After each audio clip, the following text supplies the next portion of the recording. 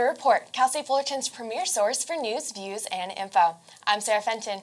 I'm Adrian Islas. I'm Michelle Vargas. I'm Evan Boydston. And I'm Morgan Klein. Today we'll be discussing the latest news with you in a segment we like to call Hot Topics. That's right, Morgan. Today's Hot Topics included the Oregon standoff, the Zika mosquito virus, and a new and useful feature being added to the already popular dating app Tinder.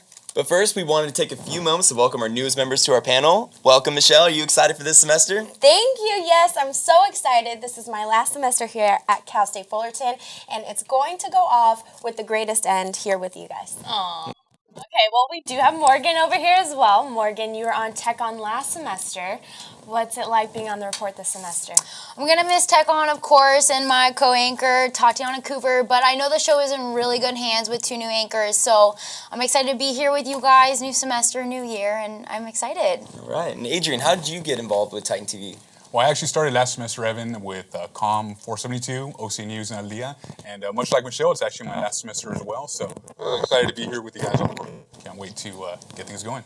Great. All right, well, now that we've gotten to know you guys a little better, let's start with our first segment called Hot Topics. The mosquito spread virus that brings harm to pregnant women and unborn children has caused health officials to declare a public health emergency. Zika, the virus which originated in early 1940s Africa, has now spread to 23 countries so far. According to the World Health Organization, the virus can be spread through the blood by the Aedes mosquito, which are native to North and South America, and is dangerous to pregnant women. The WHO is investigating the link between the Zika virus and a rare birth defect called microcephaly. The latest strain of this virus was discovered in Brazil after roughly 4,000 babies were born with the rare disease, and a full investigation has since been announced by the World Health Organization Director, Rich Han. Although the virus is harmless to most of the population, the WHO urges anyone who is pregnant or looking to become pregnant to take precautions such as wearing long sleeves and pants, wearing mosquito repellent, or even using physical barriers such as nets to keep themselves from potential mosquito bites.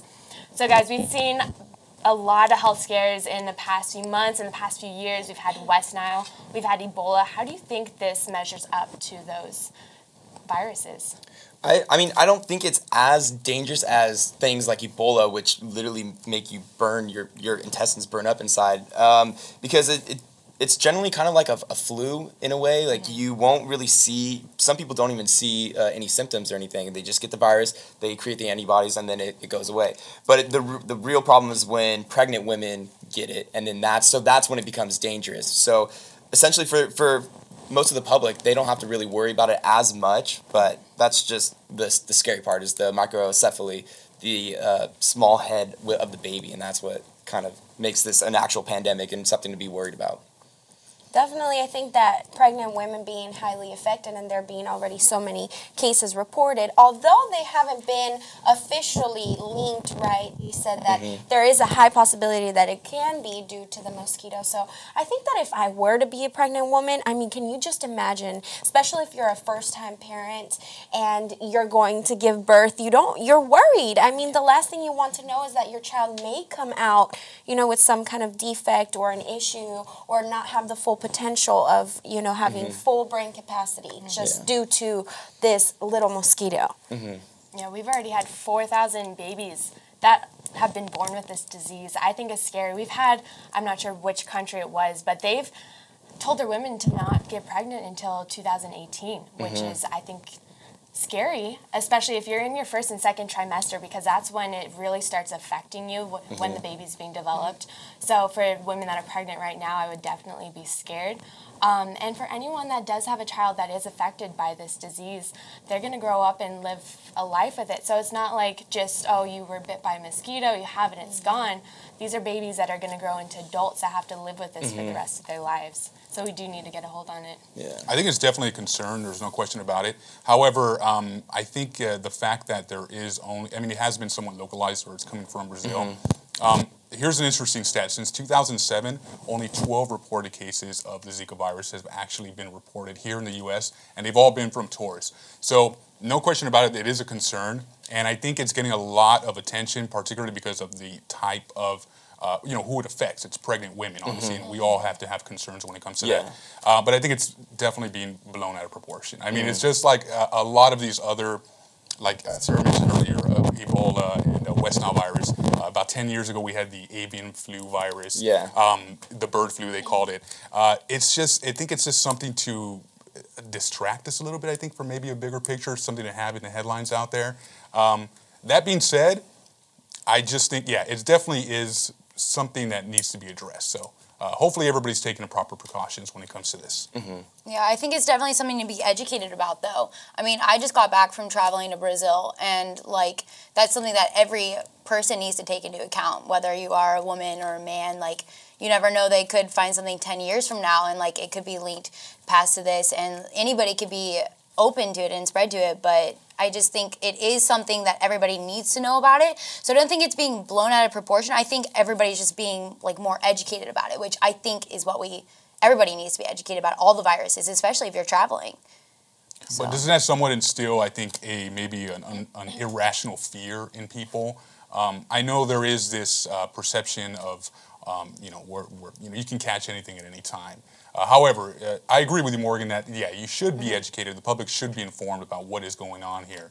However, I think it's just something that maybe, it can be taken. You want to take it seriously. There's no question about that. But I don't know. I think it's maybe it being just a little bit, it's been a bigger issue, I think, than it actually is. Right. The media loves fear reporting. So Yes.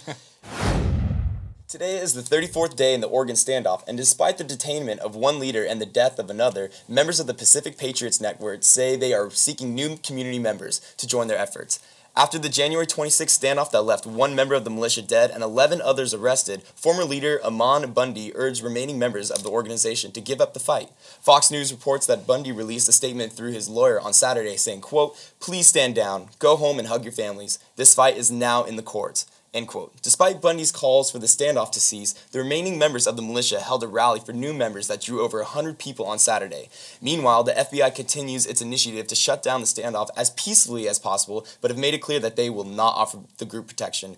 As of Sunday, all lines of communication between the militia and the outside world have been shut down. So my question is, what is your guys' take on this? Is the FBI doing enough or should it step up its game and end the standoff? I think the FBI does need to step up its game. I mean, that's what we as the people look to keep us safe. And I mean, the FBI is in full control, and I think that they need to get their act together really quick and figure out what they need to do so more people aren't injured. And I think they need to figure out something now. Mm-hmm. Well, something interesting is that in the early 90s, there were protests, like in Waco, Texas, where the FBI intervened, and it ended in bloodshed. So, and Timothy McVeigh, who was the Oklahoma City bombers, said that he committed his acts because of the FBI intervening at previous militia standoffs. So that's and after that, the amount of FBI intervening sunk from about 70% down to about 40%, just because they don't know what's going to happen if they intervene. They don't know if that could trigger something else, like the Oklahoma City bombing. So it's kind of scary. It's a very tender spot right now. Right. I do feel, though, that sometimes people are trying to measure out just how much, our forces, whether it's the FBI or the sheriffs, the police, etc., how far are they willing to go? How much are they willing to do? And when am I going to have enough strength and power to kind of scare them off? And I think when things like this happen, like you just mentioned, I find that personally, it's the wrong thing to back down. More so, I would put more force in showing, like Morgan mentioned, we're here for the people. We're going to do whatever it takes. And sometimes, fatalities will take place, but it's kind of part of the beast, right? I mean, when there's an issue like that, there's tension. People are just waiting for that last, pluck to fire up and kind of explode. So I think it is wrong that they kind of back down. I think they should come forth with even more power. Yeah, I think the government needs to get involved. I just don't think we need to do it in a violent way. I think it needs to be handled in the courts, and I think they need to kind of back down with the violence, because this isn't supposed to be a violent situation. We've already had one fatality. We don't need any more. We need this to be processed through the courts quickly, and that's where the government needs to step up. They need to push this through and get this figured out and get it done. But we don't need any more push on the violent side. Yeah. What's funny about this is that the Oregon residents are actually calling for an end to this. And Bundy has called for the militia members to go home, hug their families, and just end this altogether. So I'm with Morgan. It definitely is, something needs to be done where the FBI has to come in and just end this altogether already. However, the funny thing about it is that this was all caused because of extreme government oversight in that region. Yeah. It was, I believe, up until 1971, the farmers in that area had open bids for the logging. And once it became controlled, the forest area there became controlled by the government, then they became sealed bids. And what that effectively did was put all these farmers out of business. I think in the last, I want to say 10 years, the population in this county anyway, has dropped from 12,000 to about 7,000. Wow. So people are leaving. And oddly enough, they've seen somewhat of a revitalization in the area simply because of all the press coverage that's going on, all the FBI agents that are there, and all the police personnel as well. So it's kind of it's odd that it worked out that way for the time being. But yeah, it's just basically a distraction, I think, for the Oregon residents. I don't think they want this to continue any further than it actually has already. Well, it's scary that it even got that bad, to be honest. Like, they should have done something right away. And like you said, it should have been in the courts. And it's just, I mean, who are the people supposed to look to? The FBI is supposed to keep it safe, and they're not doing anything in like a timely manner, I don't think. I do understand, though. I think when you mess with someone's survival and survival skills, when you can't provide for your family, I could only imagine that they're trying to put forth anything that will cause reaction. I mean, we would have to look back into when this problem started, as you just mentioned, and what has done within the court system or legally. I'm sure there has to be, some type of, suing or some type of law. Something must have had to take place in order for them to find that they needed to go to that extreme to create a militia to get the attention that they were looking for. I mean, I do agree. They definitely need to get something together, because it's also not fair for those families. It was a lot of government flexing their muscle, basically, is what it came down to. The Bundys were actually sentenced, I believe, initially for 5 days for setting sagebrush fires on government protected land, forestry, I should say.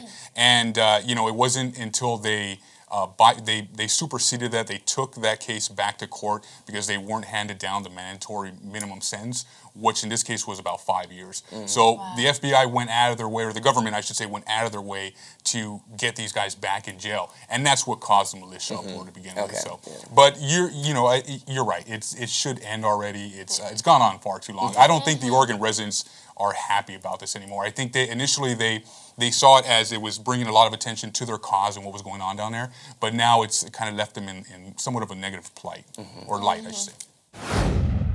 The dating app that allows users to swipe their way to love is adding a new component to their popular platform. The OC Register reports that Southern California-based dating company Tinder is adding a new health safety section to their app that allows potential sweethearts to easily search for HIV and STD testing centers in the area. The change came after an aggressive ad campaign by the AIDS Healthcare Foundation, linking multiple popular dating apps to rising STD rates. In 2014, it was reported that in Orange County alone, gonorrhea rates have risen 44%, while chlamydia has seen a 15% spike. The foundation says Tinder's decision is welcome news, and that they hope other dating sites will follow suit. For more information about testing in your area, go to freestdtesting.org. So my question for you is, the AIDS Foundation blames apps like Tinder, Zook, Grindr, whatever the app is, that for the current STD rates. I mean, are these apps responsible for the STD rates, or do we just kind of see a link? I mean, I see a link in the rising rates, but I don't know, what you guys think. I mean, I think the apps do help with people that are getting connected through these dating sites. But I also think it's up to the people to educate themselves on, one, the partner that they're choosing, if they want to go through STD listings. When you put yourself in that position, you have to know you can get an STD, you can get pregnant, you can get different things. And so I think it's great that they're putting stuff like STD awareness on these sites, because sometimes you do forget about that. You do forget if you're blinded by love or whatever it is. And you need to be reminded that STDs are out there, and if that's the place that you see a advertisement, then that's a great place to put it. And I think people get so invested in these apps too that they don't really think of the reality of like, oh, who I will be seeing could be, HIV positive. Exactly. People don't really take that into account. They're just, like you said, they're so blinded by love and like who they're talking to online. I think they forget to do that. Yeah, I mean, I think it's really responsible of them to do that, but it's just, I think a lot of it has to go back a few years ago when like there was a lot of conflict within the schools of teaching sex ed too, because now you have these kids growing up that don't really know. Like I remember having sex education when I was growing up, so that it was put in my mind. But these kids now, they don't really get it as much, or it's like, people are in an uproar. Certain states might not get it, or this and that. So that, I feel like that kind of has a lot to do with the later. It just goes later on down the line. These kids just don't really know. They just kind of, once they're sexually active, and then that's that. They don't really think about the realities of what could possibly happen because of that. So a lot of that could be a part that goes to it. Obviously, Tinder, it's a way to meet up with people. So obviously, yeah, that's certain things are going to be happening, but I think that we have allowed, it's not so much that we need to have conservative views. It's not so much that we need to go back to, excuse me, Mr. Phillips, can I please take your daughter out tomorrow night at 7 p.m.? Like, it doesn't have to go back to that, right? But the fact that we are actually to blame to add these apps into our phones and vividly going through and swiping people that we will like, and I got a new match, and we are allowing the concept of not only easy dating, but socially we're allowing for ourselves to not have to communicate with people, right? Just by having to communicate with you guys like this, I understand what you are, or I get a glimpse, of what your persona is. What kind of person are you? Are you responsible? What kind of things are you involved in? On Tinder, I see your picture, and I see where you may be from, and you're probably lying. I think education comes down to parents, really. Yeah. I mean, if you have two responsible parents as a kid, I think at some point or another you can expect them to have, the birds and the bees talk with you. And now more than ever, especially with apps like that out where they have basically, you can say, for lack of a better word, sex at their fingertips. They should be educated. Okay, so the 50th Super Bowl is set to take place this weekend, and it looks like Los Angeles could see itself as potentially the 52nd. That's right, the Rams are headed back home to Los Angeles, and the NFL has announced they will be welcomed by a brand new state-of-the-art stadium in Inglewood. The proposed stadium is budgeted to cost close to $1.86 billion. However, officials say the cost could be closer to $2.66 billion. The Oakland Raiders, however, will be staying put, as will the San Diego Chargers for now. The Chargers announced that they will stay in San Diego through the 2016 season, but haven't revealed plans for the seasons after that. And the OC Register reports that the Chargers have filed plans with the city of Santa Ana for a possible training center complete with practice field and office spaces in the event that they do relocate to Inglewood. Inglewood itself, which has seen its share of financial crisis, will reportedly see a revitalization of their already improving economy. Okay, so I don't know about you guys, but I am absolutely thrilled over the fact that the NFL is coming back to LA. I'm so excited. I grew up in I'm a little bit older than most of you here. I grew up in the early 90s, around the early 90s when both teams left. And it's been 20 plus years now since I've been able to have a team. I don't care who it was, just so long as it wasn't the Raiders. But that being said, what do you guys I'm sorry if I offended any Raiders fans here on set or watching at home. Nevertheless, Morgan, I'll start with you. What are your thoughts about the Rams coming back and potential for the Chargers to join them in Inglewood? So, I am a Dallas Cowboys fan. Hey. Sorry, I'm a daddy's girl, I'll boo you and later. I love whatever dad loves. So, I think it is incredible. First of all, because we're in Los Angeles. Okay, awesome place to live. We have baseball teams. We have both the Angels, the Dodgers. We have the hockey teams. We have the Clippers, the Lakers. We are missing NFL, so I am so excited that they are coming here. That price tag, though. Oh, How are they getting that funded? I'm curious. Where are they getting that funded from? Well, Stan Kroenke, who is the owner of the Rams, he actually owns a huge plot of land, coincidentally, in Inglewood. Of course. So yeah. there you go. That pretty much answers the There question. you go. When That you're saves a a lot. multi-billionaire, you know, these things tend to kind of work themselves out pretty easy. these owners are rock stars now too. It's incredible. change. Yeah. Right. It's insane. But isn't St. Louis, didn't they just go bankrupt recently? Well, the thing about St. Louis is that Stan Kroenke did not want to keep the Rams in St. Louis. Granted, they won a Super Bowl back in 2000, I want to say, and it's been 15 years since that's happened. He always wanted, I believe, beyond that season to come back to Los Angeles, and it's he's. Basically, he had his way. The NFL really catered to him to getting the Rams back to LA. Yeah. And when it comes to the financial, I guess you could say, situation that it left St. Louis in, they are left with a pretty hefty bill.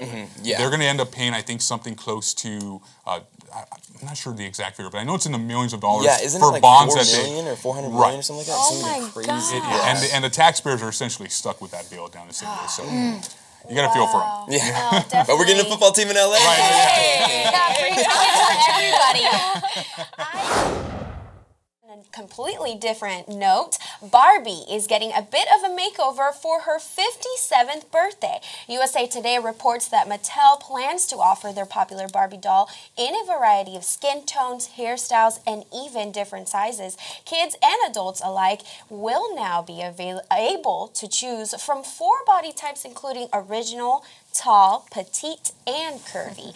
The changes come after years of accusations that the company's only available doll demonstrated an unrealistic view of the female body and that it contributed to an overall self-consciousness already existent throughout American culture. Barbie spokesperson Evelyn Mazzocco says, quote, "We believe we have a responsibility to girls and parents to reflect a broader view of beauty," end quote. So, I find that it's absolutely wrong. I think that we're bringing light into the gap that society has created for a stereotype. I think that Barbie should stick to the model. It's a toy. You're giving now even more of a need for the child to say, "Hey, mommy, should I buy the curvy one, the original, or the tall or the petite?" No, honey, you're going to pick a doll because you're going to play with the doll, right? So my take on it is that I think it's actually wrong that they're kind of dimming a light into, okay, now you have all these choices. So what happens when you have 10 dolls? I had thousands, and now I think the skin tones, I like that. I like what the special edition ones that had like the big, nice, pretty dresses, and there was like queen of so-and-so and girl from wherever. That was unique. That was really awesome because you waited like so many months to finally earn that Barbie doll. But now you're telling me that I'm just going to choose. I mean, I think personally what they need to work on is the arms being more mobile. That's my personal. And the legs. Yes. The legs. That I think is How am I supposed to play with that? It can't Right. move. The skin tones, maybe the different ethnicities, pushing it if you do a special edition one. But the stereotype, really, how are you going to create a curvy one? Now you're going to have the curvy people talking, "Oh, well, this is not proportionate. You're making her too big. This isn't." You know what I mean? Like, how are you going to actually make these models is my question. What do you think? I honestly disagree with you. I really like the fact that girls and boys now have an option. I do think they should extend it to the Ken side because there hasn't been any talk about that. But I don't know, as a little girl, I looked at Barbie and I wanted to find a doll that looked like me. Barbie had blonde hair, they had brown hair, Barbie. But proportion-wise, I mean, I think maybe you've seen the memes that have gone around social media, but proportionally, the original Barbie does not match up to any person. And so the fact that you can have a doll that matches who you are, I don't know, when I was younger, I was playing with Barbies, thinking of them as myself. You play with them as dolls and you play house. And it would have been nice to have a doll that matched who I was. I know American Girl dolls are kind of like that, but I don't know, I think it's awesome. But you mentioned the proportion. So if it didn't match with anyone, then isn't it obvious that it's not really supposed to? It's supposed to just be a doll. Yeah, but what little kid is going to know that? Well, that's true too. But like, did little girls really look at that and say? I know there are people that want to look like a Barbie doll, and that's just crazy. But the only time that they can do that is when they're over 18 to actually modify their body like that.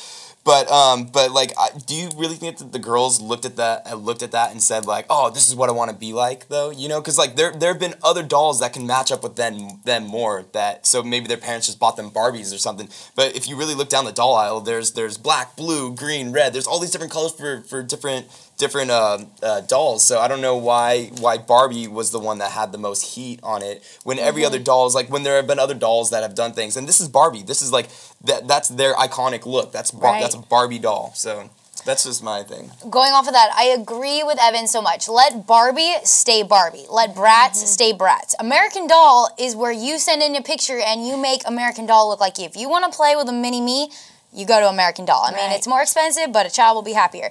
But I mean, like, what's to say that we're going to go back years and years when we were young? Like, we're 21, so when we were 5 years old, we were playing with Barbie. That was the toy. That was Barbie. I mean, you're not going to go back into Disney movies and change the look of Belle because Belle's too slim. Or, like, Cinderella, I mean, it was what it was, and like that is your job, first of all, as a parent, to say, honey, this is a toy. You're not supposed to look like this. You're supposed to play with this, okay?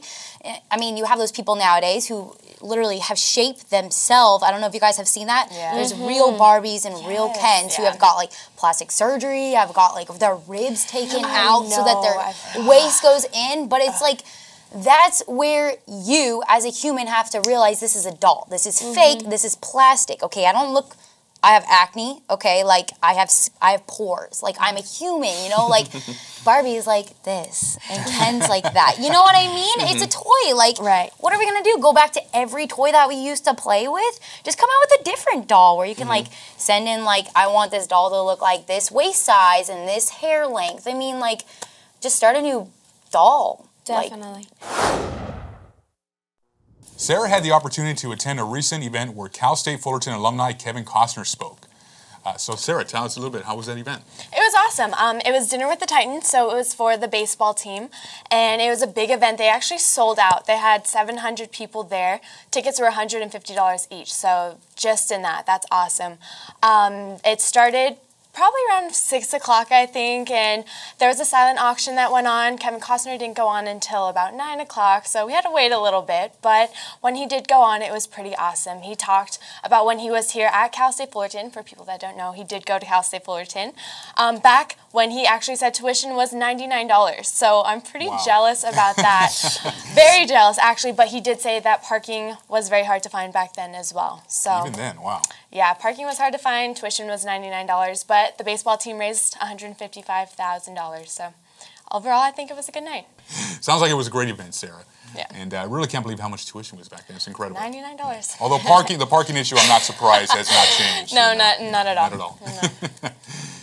Okay, so now we're going to shift gears and move on to other news that are making headlines on campus and around the nation. Good news! Contrary to the financial plan with ambiguous wording, there will be no tuition hikes for Cal State universities this year. Officials said no tuition increase is planned for the 2016 through 2017 academic year. They may not be able to hike tuition even if they wanted to, thanks to Governor Brown's proposed budget, which would freeze tuition rates where they were in 2012. On the other hand, Peter Taylor, a trustee of the CSU system, says, quote, "It seems like there is an ongoing emphasis on relying on the state of California. There are not enough tax increases that the state can put in place that can continue to sustain us," end quote. The Iowa caucuses took place this past Monday night, and some were surprised by the results. Donald Trump, who was projected to get first place, ended up in second with 24.3% of the votes, right behind Ted Cruz, who actually received 27.6% of the votes. Meanwhile, Hillary Clinton and Bernie Sanders ended their race in a virtual tie. Hillary received a 49.9% of the votes in Iowa, while Bernie was just 0.3% percentage points behind her with 49.6. Very close call. Bernie's campaign is calling for the release of all voting statistics from the caucus after it was reported that the race was decided by the coin toss at precincts where the Democratic candidates tied. The candidates will all head to the New Hampshire, where Donald Trump and Bernie Sanders each lead the polls. It may be bright and sunny this week, but NASA says El Nino is just beginning to show its true strength. Over the weekend, many parts of Southern California were hit hard with thunderstorms, mudslides, and gusting winds. The strongest reported winds were in Laguna Beach, where winds of over 56 miles per hour were recorded over the weekend. The winds were so strong that they even brought down power lines, trees, and contributed to multiple traffic collisions. According to the Orange County Register, a San Diego woman was killed when her vehicle was struck by a falling oak tree, and a Los Angeles man was trapped in Los Angeles River. Officials say that it is the second wave of storms brought about by the biggest El Nino on record, and that the worst of the storms will come sometime between February and March. A Pennsylvania judge has made the decision to go forward with a sexual assault case that is against Bill Cosby. CNN reports that Judge Stephen O'Neill says that despite requests by Cosby's lawyers, there is, quote, no basis to grant relief requested, end quote. The case was brought against Cosby by a former Temple University employee, Andrea Constand, who accused the star of assaulting her in his home in 2004. Constand is one of over 50 women who claim they were assaulted by Bill Cosby, but she is the first to have her case go to trial. No hearing dates have been announced, but we will keep you updated on the situation. And now for our final story. It looks like our solar system might once again have 9 planets. California Institute of Technology scientists claim to have discovered a planet 10 times the mass of Earth, far beyond the dwarf planet Pluto. This new planet, dubbed Planet X by 2 scientists, Mike Brown and Konstantin Batygin, has not actually been seen because of its great distance from the sun. They say that the movements of much smaller, much closer celestial bodies seem to imply that a much larger planet is pulling them into orbit. While the evidence is not conclusive, reports indicate that a lot of astronomers think Brown and Batygin's reasoning and calculations are sound. The Caltech astronomers are preparing to search for whatever it is that's twisting around the orbits if they spot it, and we'll be back to 9-planet solar system soon. Though you won't be able to see this one on the clearest night with your backyard telescope, unfortunately. Well, that concludes this semester's very first edition of The Report. That's right. We thank you for watching and hope you tune in next time for more news, views, and info. I'm Sarah Fenton. I'm Adrian Islas. I'm Michelle Vargas. I'm Evan Boydston. And I'm Morgan Klein. Stay fresh, Fullerton.